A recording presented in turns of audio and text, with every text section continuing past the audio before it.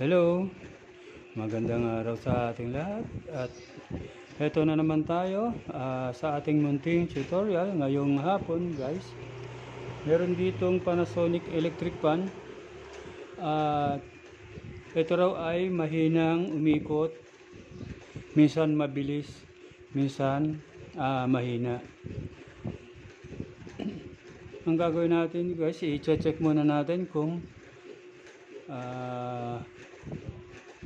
bakit ganon yung ikot nitong ating i-repair na Panasonic na electric fan. Ito guys yung kanyang cords, sasaksak natin sa ating outlet, then papaikutin natin siya. Ayan. Ilagay natin siya guys sa speed 1. Iikot naman siya guys, kaya lang mahina yung kanyang ikot.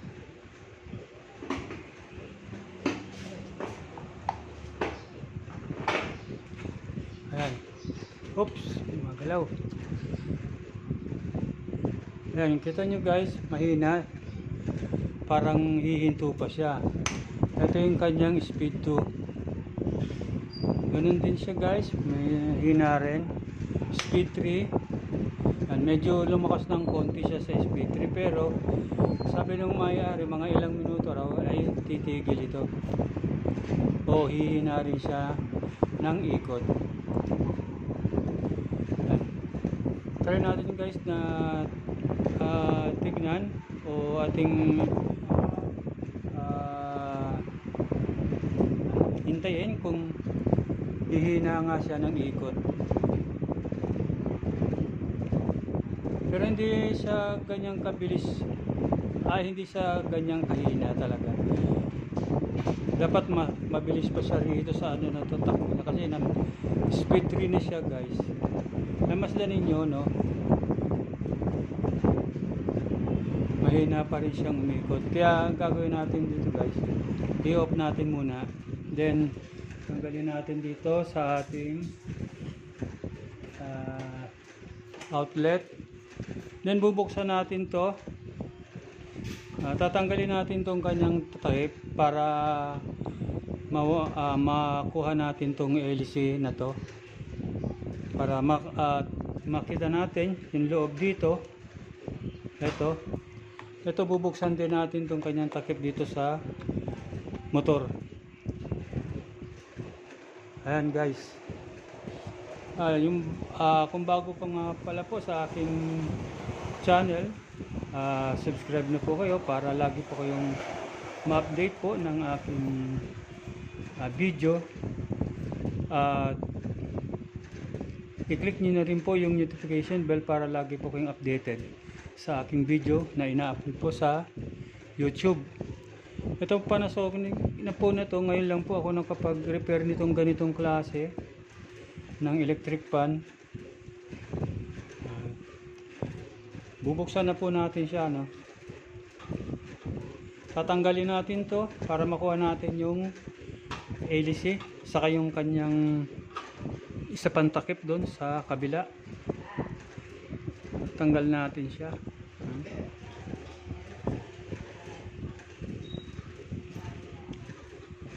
Bago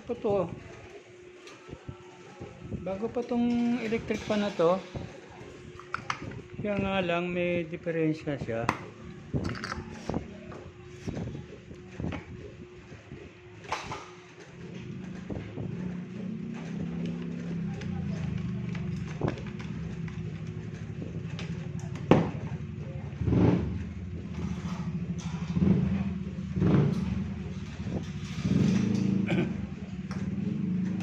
Ayan guys, natanggal na natin tong takip nitong LC. Ang gagawin naman natin dito ay ito naman ang ating tatanggalin para makita natin yung loob nitong motor. Tanggalin natin tong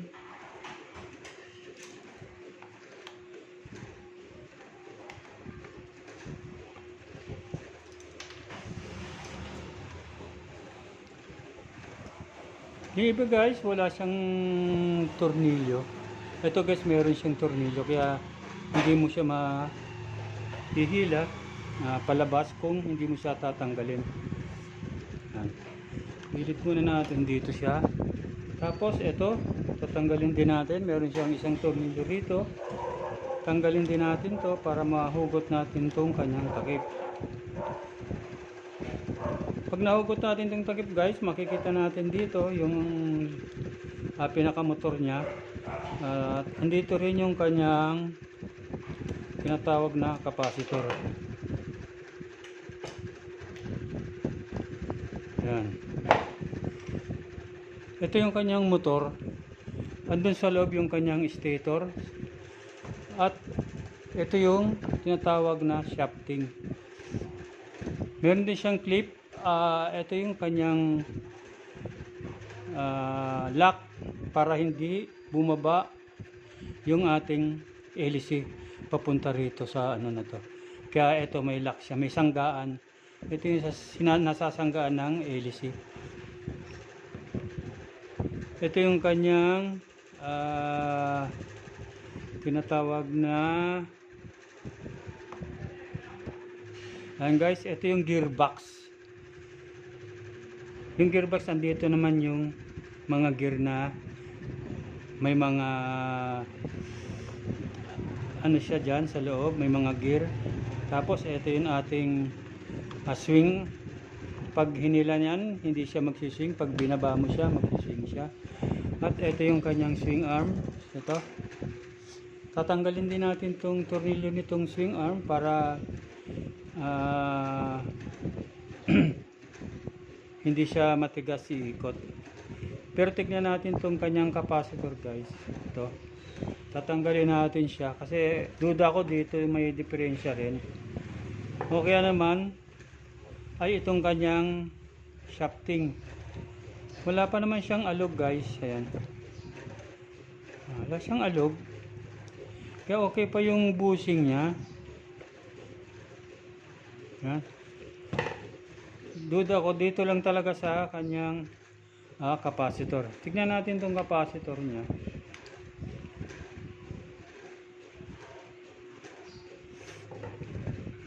Tabi muna natin. Ito. Ang gagawin natin guys, puputulin na lang ito natin to para malaman natin kung okay pa yung kanyang capacitor. Ang capacitor niya po ay, ang capacitance niya ay 1.5 microfarad. Ito po siya. Putulin na po natin. Ayan. Ngayon guys, tetestingin natin siya kung okay pa o hindi na itong kanyang capacitor.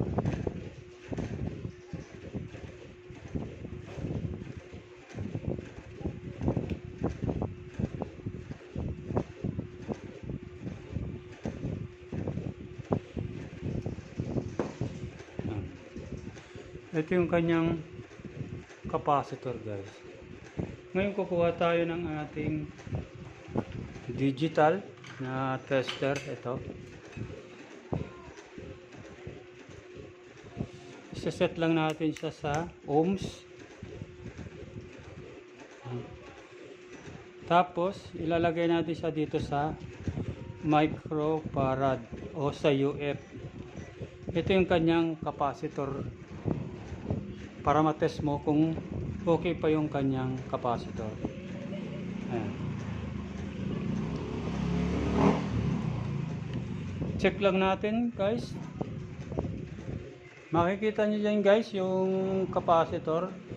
Ito, meron ditong lalabas na kanyang capacitance. Ayan. Lagay natin dito. Tapos ito, testing natin. Ayan guys.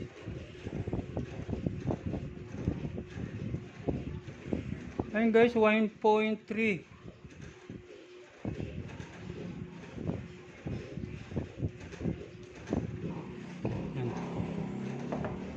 Okay pa naman to sana guys, kaya lang 1.3 na lang, dapat 1.5 pa siya. Kaya medyo mahina yung kanyang ikot kasi nga dahil dito sa kanyang capacitor, mahina na yung kanyang capacitance. Meron tayo guys dito isang bagong capacitor. Ito yung ating ipapalit sa kanya. Test natin kung okay yung capacitor na to, ano. Ito yung bago. Yan.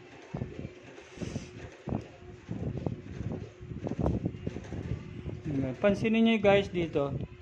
Ayan o, 1.6 yung kanyang capacitance. Kaya okay na to, okay itong bago na to. Ito yung ipapalit natin dito sa capacitor na to.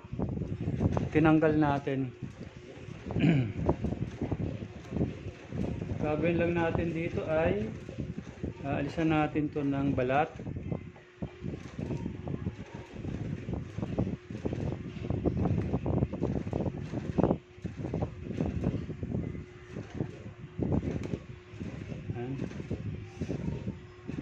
Tapos gawin kulay black. Alisan natin ng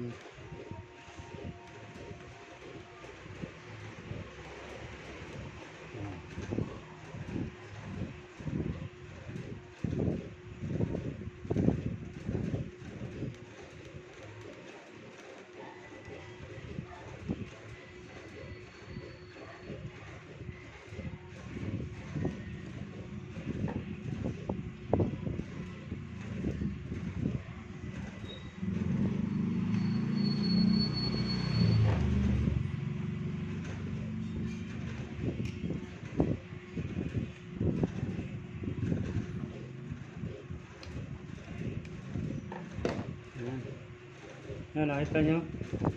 Ito na siya guys. Nilagyan ko siya ng tinanggal ko yung balat niya para lumabas yung kanyang wire. Yan. Ilalagay natin sa dito guys sa connector, wire connector, para isahan lang, hindi na tayo magsosolda. Ito na lang ilalagay natin yung connector na to.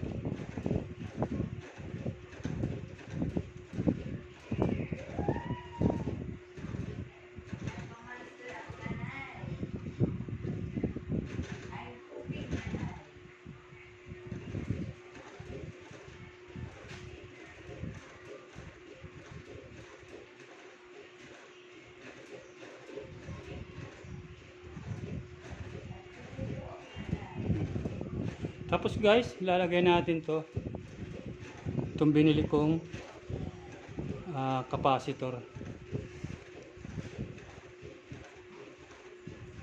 Connect lang natin siya dito sa black din. Itong kulay black na to ng capacitor, ilagay na natin sa black ng ating wirings.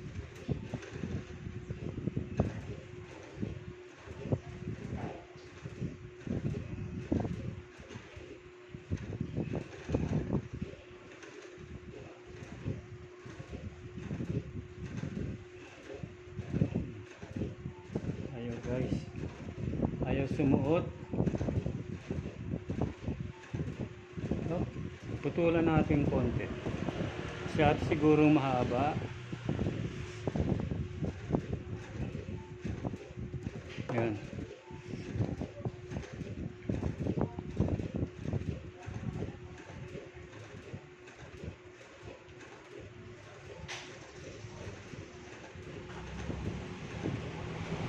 Tapos itong red, connect naman natin dito sa isang wire kulay puti. Putulan din natin to ng konti.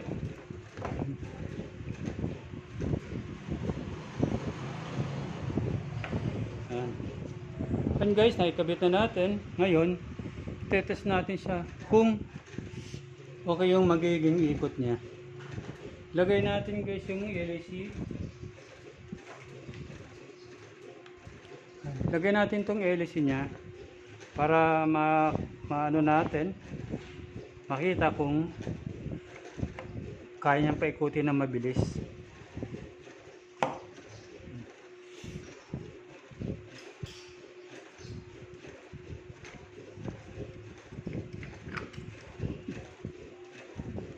Dapat guys, yung number 1 niya ay mabilis. Ayan.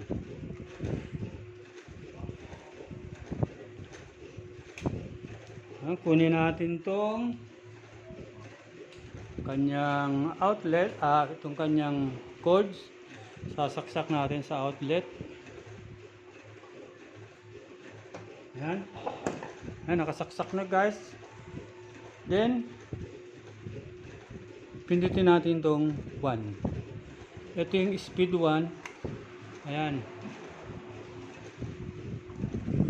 Nga guys, oh.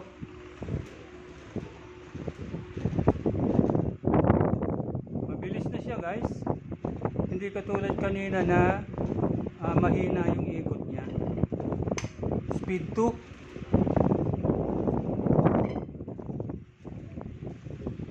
Ayan guys. Speed 3. Ayan.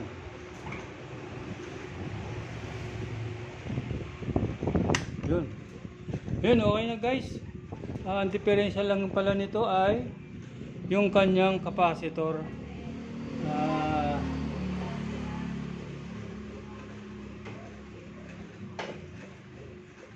Yung capacitor niya guys ay mababa na yung capacitance. Kaya hindi niya na mapaikot ng maganda itong kanyang LEC. Ayan. Tanggalin na uli natin to.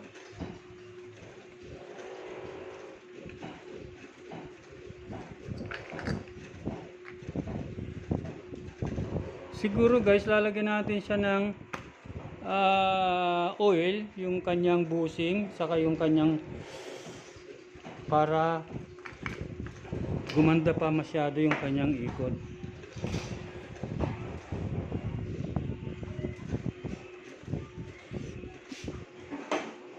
Lagyan na lang natin dito.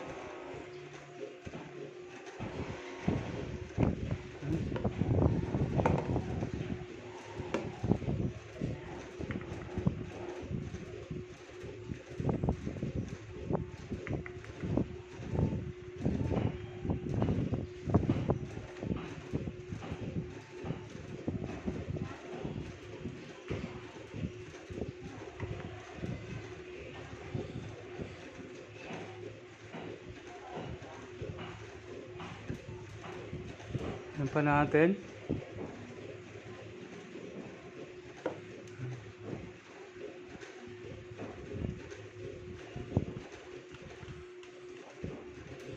Actually guys, dapat ito nilalagay natin yung oil dun sa loob. Kaya lang medyo hindi siya parehas ng ibang electric fan guys na may tornilyo siya. Ito nakalock siya. May lock siya dito guys. Ayan oh. Ito yung lock niya. Ayan. Bali 4 din yung lock niya. Ito. Ano guys, first time ko tong mag-repair na ganitong klase ng ano niya, housing ng kanyang motor. Karamihan guys na halos lahat ng aking na-repair ay tornilyo dito, nakatornilyo siya. Pero ito guys, nakalock siya. Hindi ko na siya tinanggal, nilagyan ko na lang siya ng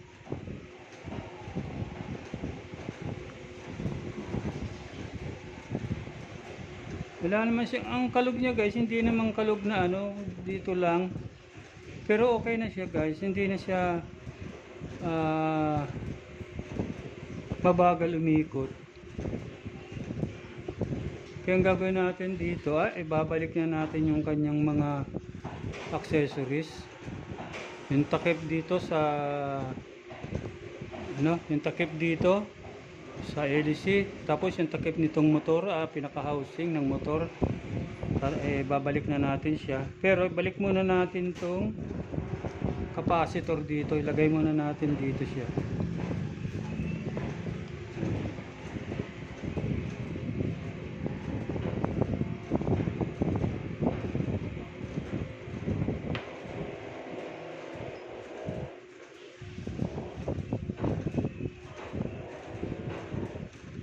Lagay natin itong capacitor dito.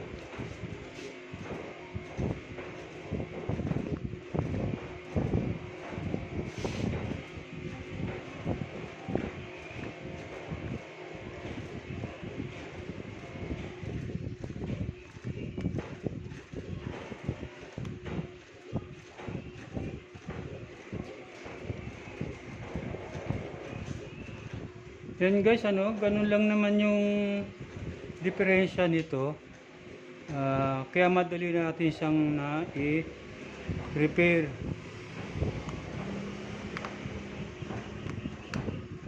Pag mahina na guys yung ikot ng electric fan o yung LEC, ang diferensya talaga niyan ay ang ating capacitor. Ang capacitor niya po ay mahina na. Yung capacitance niya ay hindi na po katulad ng capacitance ng bago. Katulad po nito, 1.5 po ang capacitance ng kanyang motor ay ng kanyang capacitor. Pero ang nakita natin kanina sa kanya ay 1.3 na lang. Mababa na siyang dalawang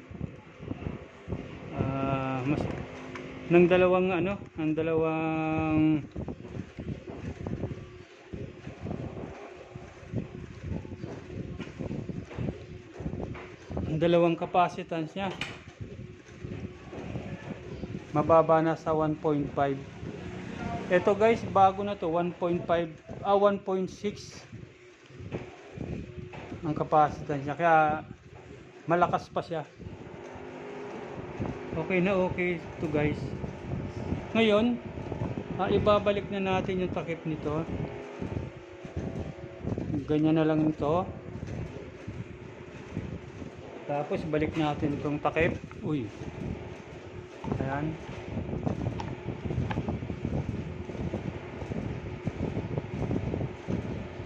Lagyan na natin siya ng tornilyo.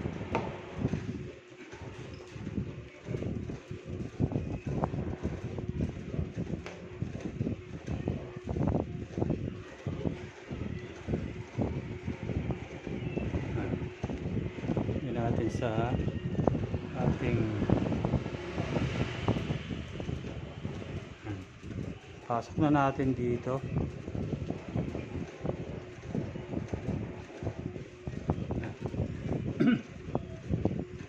Pitan lang natin siya. Yan. Tapos guys, itong kanyang tinanggal natin kanina na takip dito sa harapan, diferensya nito siguro guys, ito pang LEC.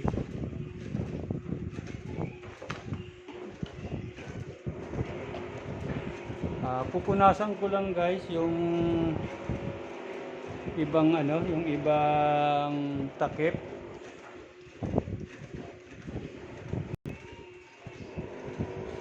Ayun guys, napunasan ko na to. Kaya ibabalik na natin sa kanyang lalagyan dito. Hindi naman kayo guys magkakamali kasi meron itong guide. Itong tatlo na yan. Ito yung guide nito. Dito natin siya ilalagay sa butas na to. Tapos itong taas, dalawa rin magkatabi.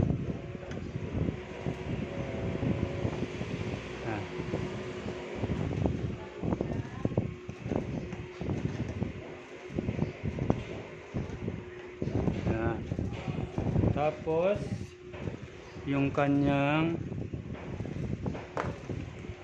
lock, lock niya.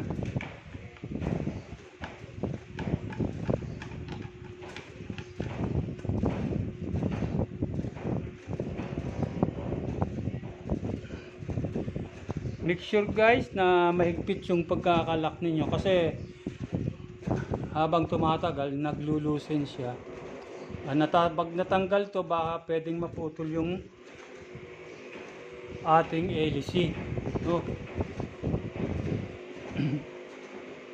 Punasan din natin muna to.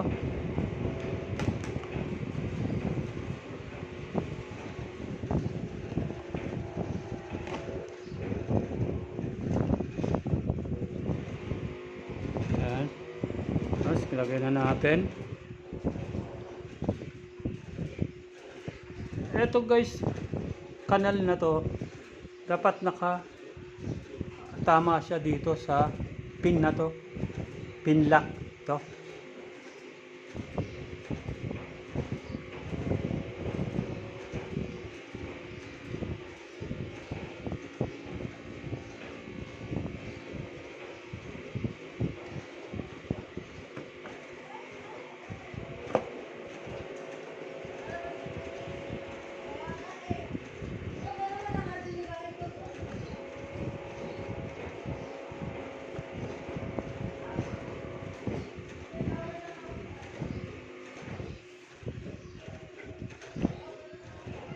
Ngayon, ilagay natin tong kanyang lock. Counterclockwise guys ang paghigpit niya.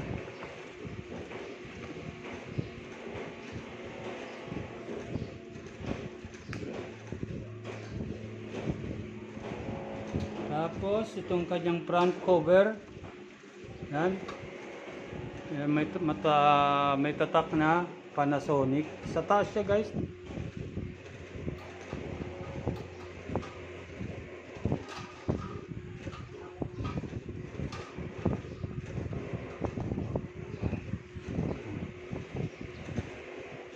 Ngayon, meron din siyang lock dito sa baba.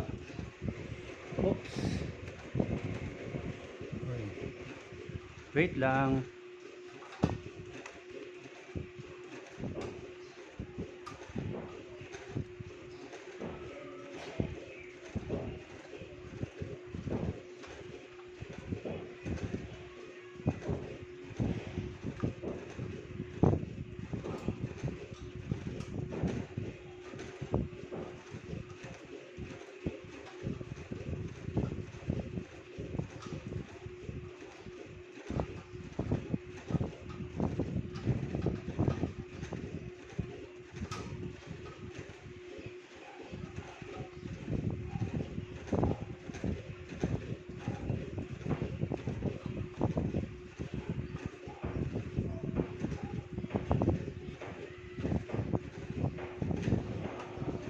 Ayan. And guys, okay na siya. Ibabalik na natin siya dito sa stand niya. Yung tinanggal ko kanina. Tapos, papaikutin natin siya ng ilang minuto.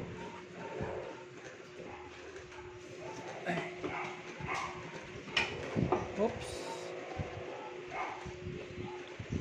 Ayan guys, stand niya, no? Lalagay natin siya.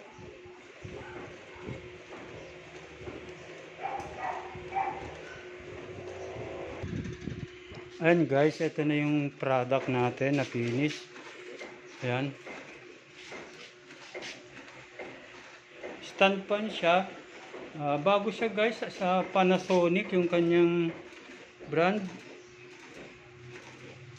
Siguro wala pa tong kalahating taon sa kanila. Maganda pa kasi bago, kaya lang yung capacitor niya ang may diferensya. Ngayon guys, itetest natin siya kung okay na yung ikot ng kanyang kung okay na yung speed niya. Kunin natin yung plug. So, then saksak natin. Ayan. Patayin muna natin itong ating hélice.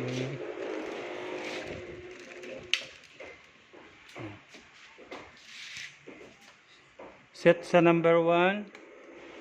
Ano siya guys? Tignan natin kung sabi kasi nung may-ari, humihina siya. Titignan natin ng mga ilang minuto para makita natin kung humihina talaga yung kanyang ikot.